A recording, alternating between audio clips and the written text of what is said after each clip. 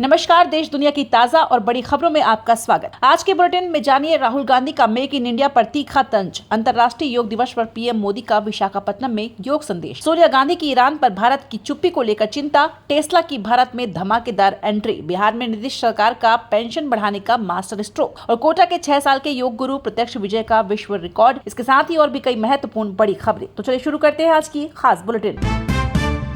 राहुल गांधी का make in India पर हमला, असेंबल्ड इन इंडिया जुमला, मैन्युफैक्चरिंग बेरोजगारी पर उठाए सवाल। कांग्रेस नेता राहुल गांधी ने प्रधानमंत्री नरेंद्र मोदी की मेक इन इंडिया योजना को आड़े हाथों लिया। उन्होंने इसे असेंबल्ड इन इंडिया का तमगा देते हुए कहा कि देश में असली निर्माण नहीं, सिर्फ आयातित सामान की जोड़ तोड़ हो रही है। उन्होंने दावा किया कि 2014 से मैन्युफैक्चरिंग जीडीपी का सिर्फ 14% रह गई, जो रिकॉर्ड निचला स्तर है। युवा बेरोजगारी चरम पर है और चीन से आयात दोगुना हो गया। राहुल ने मोदी पर तंज कसते हुए कहा, नारे उछालने में महारत है, समाधान में नहीं। उन्होंने प्रोडक्शन लिंक्ड इंसेंटिव योजना को भी चुपके से बंद करने का आरोप लगाया। राहुल का कहना है कि भारत को बाजार नहीं, निर्माण का केंद्र बनना होगा। अंतर्राष्ट्रीय योग दिवस 2025 एक पृथ्वी एक स्वास्थ्य थीम के साथ पीएम मोदी, राष्ट्रपति मुर्मू और वित्त मंत्री सीतारमण ने किया योग। 21 जून 2025 को पूरे विश्व ने 11वां अंतर्राष्ट्रीय योग दिवस मनाया। इस साल की theme yoga for one earth one health, यानी एक पृथ्वी एक स्वास्थ्य के लिए योग ने देश भर में एक नई ऊर्जा भरी है। इस थीम का मकसद है कि जैसे पृथ्वी एक है, वैसे ही हमारा स्वास्थ्य भी अनमोल है और योग इसे संतुलित रखने का सबसे बेहतरीन जरिया है। प्रधानमंत्री नरेंद्र मोदी ने आंध्र प्रदेश के विशाखापट्टनम में 3 लाख लोगों और 40 देशों के राजनयिकों के साथ समुद्र तट पर योग किया। पीएम ने कहा, आज दुनिया तनाव और अशांति से गुजर रही है। ऐसे में योग एक पॉज बटन की तरह है जो हमें शांति और संतुलन की ओर ले जाता है। उन्होंने योग को वैश्विक एकता का प्रतीक बताते हुए इसे मानवता का अनमोल तोहफा करार दिया। वहीं राष्ट्रपति द्रौपदी मुर्मू ने देहरादून में योग सत्र में हिस्सा लिया, जहां उन्होंने योग को शारीरिक और मानसिक स्वास्थ्य का आधार बताया। दूसरी ओर वित्त मंत्री निर्मला सीतारमण ने फरीदाबाद में अरुण जेटली राष्ट्रीय वित्तीय प्रबंधन संस्थान में योग सत्र का नेतृत्व किया। देश भर में लाखों लोग पार्कों, स्कूलों और सामुदायिक केंद्रों में योग कर इस संदेश को फैला रहे हैं कि योग न केवल व्यक्तिगत स्वास्थ्य बल्कि पर्यावरणीय संतुलन के लिए भी जरूरी है। सोनिया गांधी की दो टूक, ईरान भारत का पुराना दोस्त, भारत की चुप्पी पर सवाल। कांग्रेस की वरिष्ठ नेता सोनिया गांधी ने ईरान पर इजरायली कार्रवाई की कड़ी निंदा की है। द हिंदू में प्रकाशित उनके लेख में उन्होंने भारत सरकार की चुप्पी पर गहरी चिंता जताई। सोनिया ने कहा, ईरान भारत का पुराना दोस्त है जिसने कई मौकों पर हमारा साथ दिया, जैसे 1994 में संयुक्त राष्ट्र में कश्मीर मुद्दे पर भारत के पक्ष में खड़ा होना। उन्होंने इजरायल के दोहरे मापदंड पर सवाल उठाया, जो खुद परमाणु शक्ति है फिर भी ईरान को निशाना बनाता है। सोनिया ने जोर देकर कहा कि भारत को गाजा और ईरान के हालात पर स्पष्ट और मजबूत रुख अपनाना चाहिए। यह चुप्पी हमारी कूटनीतिक और नैतिक परंपराओं से विचलन है। इससे भारत की रणनीतिक परियोजनाएं जैसे चाबहार पोर्ट और नॉर्थ साउथ कॉरिडोर भी प्रभावित हो रही है। पाकिस्तान ने ट्रंप को नोबेल शांति पुरस्कार के लिए नामित किया, साथ ही भारत पाक तनाव कम करने का दिया श्रेय। पाकिस्तान ने अमेरिकी राष्ट्रपति डोनाल्ड ट्रंप को 2026 के नोबेल शांति पुरस्कार के लिए नामांकित कर सनसनी मचा दी है। पाकिस्तान का दावा है कि 2025 में भारत पाक तनाव के दौरान ट्रंप की कूटनीतिक मध्यस्थता ने दोनों देशों के बीच बड़े संघर्ष को टाल दिया। इस्लामाबाद ने ट्रंप की तारीफ करते हुए कहा कि उनकी रणनीतिक सूझबूझ ने शांति बहाल की। यह नामांकन 18 जून को व्हाइट हाउस में ट्रंप और पाक सेना प्रमुख आसिम मुनीर की मुलाकात के बाद आया। हालांकि भारत ने इन दावों को सिरे से खारिज किया है। विदेश सचिव विक्रम मिस्री ने कहा कि 10 मई का संघर्ष विराम दोनों देशों के सैन्य विवाद से हुआ, किसी तीसरे पक्ष की मध्यस्थता नहीं थी। उधर ट्रंप ने सोशल मीडिया पर कहा, मैंने कई शांति प्रयास किए पर नोबेल नहीं मिलेगा। ट्रंप को सिर्फ अपनी परवाह, बोले जम्मू कश्मीर के सीएम उमर अब्दुल्ला। कहा, हम उन्हें दोस्त मानते थे लेकिन उन्हें किसी की कोई परवाह नहीं है। पाकिस्तान के सेना प्रमुख आसिम मुनीर को अमेरिकी राष्ट्रपति डोनाल्ड ट्रंप ने व्हाइट हाउस में लंच पर बुलाया और ये खबर भारत में चर्चा का केंद्र बन गई है। जम्मू कश्मीर के मुख्यमंत्री उमर अब्दुल्ला ने इसे लेकर ट्रंप पर तीखा हमला बोला है। उन्होंने कहा, अमेरिका सिर्फ अपना फायदा देखता है। हम ट्रंप को दोस्त मानते थे लेकिन ये कदम सवाल उठाता है। बता दें, उमर का इशारा भारत अमेरिका संबंधों पर है, जहाँ ट्रंप को भारत का करीबी माना जाता था। जानकारों का कहना है कि मुलाकात ट्रंप की रणनीति का हिस्सा हो सकती है, जिससे भारत पाक संबंधों पर असर पड़ सकता है। सोशल मीडिया पर भी लोग इस मुलाकात को भारत के लिए चेतावनी मान रहे हैं।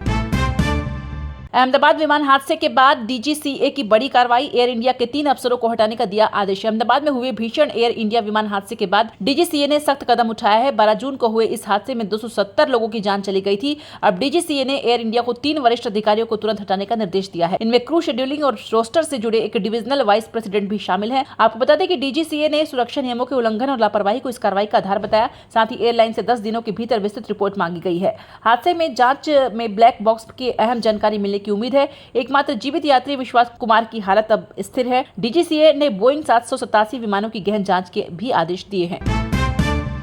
बिहार में नीतीश सरकार का मास्टर स्ट्रोक सामाजिक सुरक्षा पेंशन अब 400 से बढ़कर 1100 रुपए। बिहार विधानसभा चुनाव से ठीक पहले मुख्यमंत्री नीतीश कुमार ने एक बड़ा ऐलान किया है, जिसमें लाखों लोगों के चेहरों पर मुस्कान ला दी है। सामाजिक सुरक्षा पेंशन योजना के तहत अब वृद्धजनों, दिव्यांगजनों और विधवा महिलाओं को हर महीने 400 रुपए की जगह 1100 रुपए पेंशन मिलेगी। जी हाँ, ये राशि 2.5 गुना से भी ज्यादा बढ़ाई गई है। ये बदलाव जुलाई 2025 से लागू होगा और हर महीने की 10 तारीख को यह राशि सीधे लाभार्थियों के बैंक खातों में पहुंचेगी। इस फैसले के बिहार के 1,09,69,255 लोगों को लाभ मिलेगा। नीतीश कुमार ने कहा कि बुजुर्ग और कमजोर वर्ग का सम्मानजनक जीवन उनकी सरकार की प्राथमिकता है। ये कदम न सिर्फ आर्थिक मदद देगा, बल्कि ग्रामीण और कस्बाई इलाकों में भी सकारात्मक माहौल बनाएगा। बिहार सरकार का ऐलान चुनावी माहौल में कितना असर दिखाएगा, ये तो वक्त ही बताएगा, लेकिन जनता के लिए यह एक बड़ी राहत है।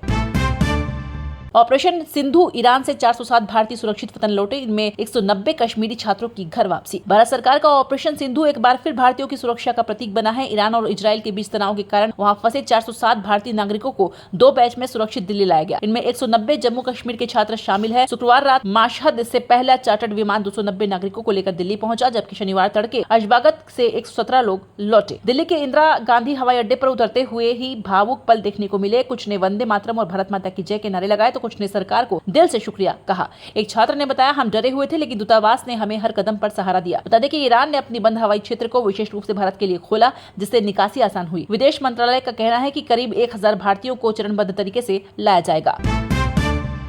इजराइल का ईरान पर ताबड़तोड़ हमला, इस्तेफान न्यूक्लियर साइट निशाने पर 3 कमांडर ढेर। इजराइल और ईरान के बीच तनाव चरम पर पहुंच गया है। बीते दिन यानी कि 21 जून 2025 को इजराइल ने ईरान के इस्फहान न्यूक्लियर साइट पर जोरदार हमला किया, जहां यूरेनियम संवर्धन सुविधा को नुकसान पहुंचा। बता दें कि इस ऑपरेशन में ईरान के 3 वरिष्ठ सैन्य कमांडरों हसन मोहम्मद काजेमी और खोसरो हसरानी को निशाना बनाया गया। इजरायली सेना ने इसे परमाणु खतरे को रोकने की रणनीति बताया। दूसरी ओर ईरान ने जवाबी कार्रवाई में तेल अवीव और हाइफा पर मिसाइलें दागी है, जिसमें कई लोग घायल हुए हैं। अमेरिकी राष्ट्रपति डोनाल्ड ट्रंप ने कहा, इजराइल इस जंग से आगे है, इसे रोकना मुश्किल है। हालांकि उन्होंने 2 हफ्तों में कूटनीतिक हल की उम्मीद जताई। गौरतलब है कि इस्फहान हमले में कोई रेडियोधर्मी रिसाव का नहीं हुआ, लेकिन अंतर्राष्ट्रीय समुदाय चिंतित है।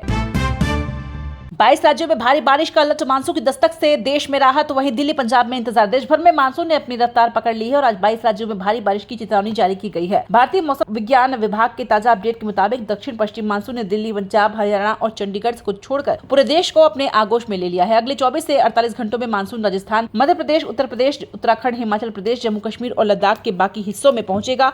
खास बात यह है कि मानसून जल्द ही दिल्ली, पंजाब और हरियाणा में भी दस्तक दे सकता है, जिससे गर्मी से जूझ रहे लोगों को राहत मिलने की उम्मीद है। गुजरात, मध्य प्रदेश, छत्तीसगढ़, बिहार, झारखंड, ओडिशा और पूर्वोत्तर राज्यों में भारी बारिश का अलर्ट है। पूर्वी उत्तर प्रदेश के सोनभद्र, चंदौली, मिर्जापुर, प्रयागराज जैसे जिलों में 40 से 50 किलोमीटर प्रति घंटे की रफ्तार से हवाएं चल सकती है। हिमाचल और उत्तराखंड में भी भारी बारिश के साथ बिजली गिरने की आशंका है। वहीं दिल्ली, एनसीआर में आज मानसून पहुंचने की संभावना है और येलो अलर्ट जारी किया गया है। पंजाब और हरियाणा में भी अगले 2-3 दिनों में बारिश की उम्मीद है।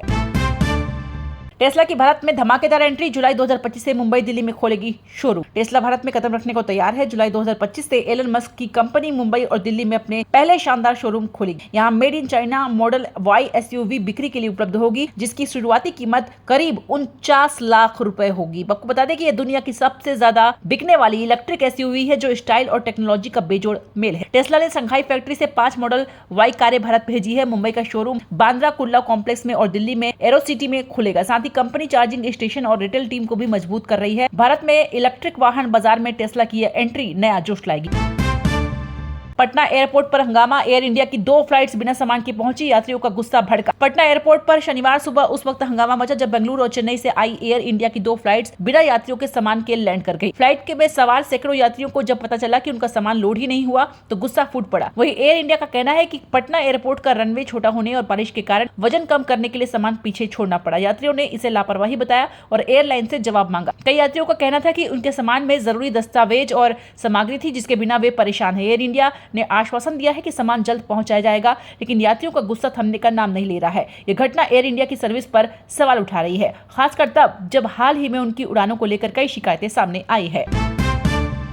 कप्तान शुभमन गिल हड़बड़ी में कर बैठे बवंडर, आईसीसी लगा सकती है भारी जुर्माना। शुभमन गिल भारत के नए टेस्ट कप्तान सुर्खियों में है, लेकिन इस बार गलत वजह से इंग्लैंड के खिलाफ पहले टेस्ट में शतक जड़ने के बाद गिल ने अनजाने में आईसीसी का नियम तोड़ दिया। दरअसल उन्होंने काले मोजे पहने, जो आईसीसी के ड्रेस कोड नियम 19.45 का उल्लंघन है। यह नियम खिलाड़ियों को एक समान वर्दी पहनने का निर्देश देता है। गिल की यह चूक चर्चा का विषय बन गई है और अब उन पर जुर्माना लगने की संभावना है। सूत्रों के मुताबिक आईसीसी इस मामले की जांच कर रही है और फैसला जल्द आ सकता है। गिल की कप्तानी और शानदार शतक के बीच ये गलती फैंस के लिए हैरानी भरी है। कोटा के 6 साल के योग गुरु प्रत्यक्ष विजय ने रचा इतिहास, 3 विश्व रिकॉर्ड किए नाम। राजस्थान की कोटा का नन्हा सितारा प्रत्यक्ष विजय दुनिया का सबसे छोटा योग गुरु बन गया है। मात्र 6 साल की उम्र में प्रत्यक्ष ने Guinness book of world record में अपना नाम दर्ज कराया। 3 साल की उम्र में अपनी मां दीक्षा विजय को योग करते देख प्रत्यक्ष ने योग की दुनिया में कदम रखा। उनकी लगन ऐसी थी कि परिवार भी हैरान रह गया। पिता गौरव विजय बताते हैं कि प्रत्यक्ष जंक फूड से दूर रहता है और मोबाइल का इस्तेमाल सिर्फ कॉल के लिए करता है। 2023 में 2 मिनट में 27 योगासन करके नेशनल अवार्ड जीता। फिर 2024 में इंडिया बुक ऑफ रिकॉर्ड्स और गिनीज वर्ल्ड रिकॉर्ड हासिल किया। कोटा के देवाशीष सिटी में रहने वाला यह नन्हा गुरु बच्चों और बड़ों को योग सिखाता है। प्रत्यक्ष की ख्वाहिश है कि वो प्रधानमंत्री नरेंद्र मोदी से मिलकर योग का संदेश और फैलाए। उनकी इस उपलब्धि ने कोटा का नाम पूरी दुनिया में रोशन कर दिया। किराए के मकान में नकली नोट छापने की फैक्ट्री जबलपुर के रैकेट से 18 लाख जाली नोट बरामद। जबलपुर पुलिस ने एक सनसनीखेज मामले का खुलासा किया है, जहां किराए के मकान में नकली नोट छापने की फैक्ट्री चल रही थी। इस रैकेट का मास्टरमाइंड ऋतुराज विश्वकर्मा, जो BBA पास है, अपने गिरोह के साथ मध्य प्रदेश में जाली नोटों का जाल फैला रहा था। पुलिस ने 18 लाख रुपए के नकली नोट, प्रिंटर, लैपटॉप और अन्य सामान बरामद किए हैं। बता दें कि गिरोह 25,000 असली नोट के बदले 1 लाख के जाली नोट सप्लाई करता था। 16 जून को मिली मुखबिर की सूचना पर पुलिस ने रवि दहिया को 2.94 लाख के जाली नोटों के साथ कब्रिस्तान के पास पकड़ा। पूछताछ में रवि ने ऋतुराज का नाम उगला, जिसके बाद आधार तल के किराए के मकान से उसे गिरफ्तार किया गया। अब तक 6 लोग पकड़े जा चुके हैं और मंडला नरसिंहपुर तक फैले नेटवर्क की जांच जारी है। तो उम्मीद है आज की ये बुलेटिन आपको पसंद आई होगी। कमेंट में जरूर बताइए कि कौन सी खबर ने आपको सबसे ज्यादा सोचने पर मजबूर किया या सबसे ज्यादा चौंकाया। अगर आपको ये वीडियो जरा भी दिलचस्प लगी हो तो इसे अपने दोस्तों, परिवार और ग्रुप्स में जरूर शेयर करें। ऐसे ही ताजा, सटीक और असरदार अपडेट्स के लिए हमारे चैनल को सब्सक्राइब करना ना भूलें और हाँ, बेल आइकन को जरूर दबाएं ताकि अगली बड़ी खबर आपसे छूट न जाए। तब तक के लिए अपना और अपनों का ध्यान रखें। मिलते हैं जल्द ही एक नई बुलेटिन के साथ। ढेर सारी शुभकामनाएं।